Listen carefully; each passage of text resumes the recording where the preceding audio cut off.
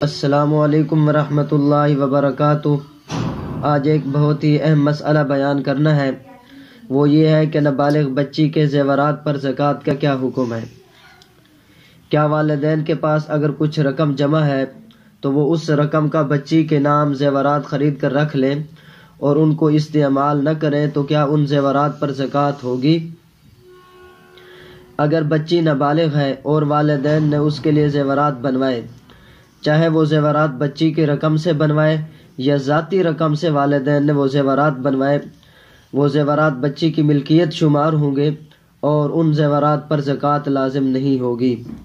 نیز اگر والدین نے بچی کے لیے زیورات بنوائے اور وہ زیورات اس کی ملکیت میں دے دیے تو وہ زیورات بچی کی ملکیت شمار ہوں گے اور ان زیورات پر زکوٰۃ لازم نہیں ہوگی، لیکن دونوں صورتوں میں زیورات بچی کی ملکیت ہو جانے کے بعد والدین کے لیے ان زیورات کو استعمال کرنے کی اجازت نہیں ہوگی۔